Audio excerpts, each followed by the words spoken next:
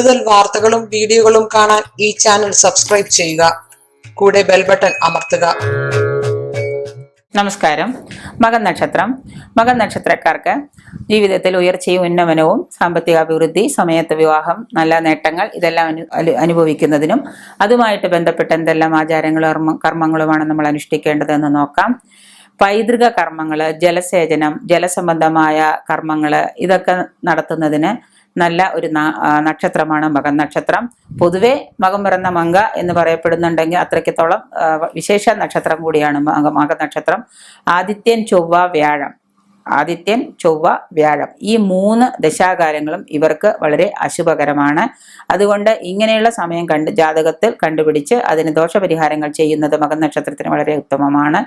ഈ സന്ദർഭങ്ങളിൽ ചെയ്യുന്ന ദോഷപരിഹാരങ്ങൾക്ക് കൊണ്ട് ഇവർക്ക് ജീവിതത്തിൽ വലിയ വലിയ നേട്ടങ്ങൾ നേടിയെടുക്കാൻ സാധിക്കുന്നതാണ്.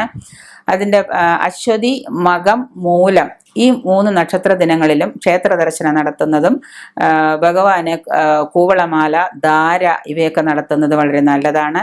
ഗണപതിയെ ഭജിക്കുക, ഗണപതിയെ പൂജിക്കുക, പിറന്നാൾ ദിവസം ഗണപതി ഹോമം നടത്തുക, ദിവസവും ദിനംതോറും ഗണപതിയെ വിഘ്നഹരം ജപിക്കുന്നതും വളരെ നല്ലതാണ്. ഒപ്പം തന്നെ സൂര്യനെ പ്രീതിപ്പെടുത്തുന്ന രീതിയിലുള്ള മന്ത്രങ്ങൾ, ആദിത്യ മന്ത്രങ്ങൾ ജപിക്കുക. ഞായറാഴ്ചയും മകം നക്ഷത്രവും കൂടി വരുന്ന ദിവസത്തില് ആദിത്യ നമസ്കാരം നടത്തുക, ആദിത്യ സ്തോത്രം ജപിക്കുക, ആദിത്യ വ്രതം നോൽക്കുക. ഇതെല്ലാം, അതായത് ഞായറാഴ്ച വ്രതം നോൽക്കുക, ഇതെല്ലാം മകൻ നക്ഷത്രത്തിന് ഒരുപാട് ഉയർച്ചയുണ്ടാക്കുന്ന കാര്യങ്ങളാണ്. ഈ ദിവസങ്ങളിലൊക്കെ വ്രതം അനുഷ്ഠിച്ച് സൂര്യപ്രീതികരമായ പൂജകൾ ചെയ്യണം.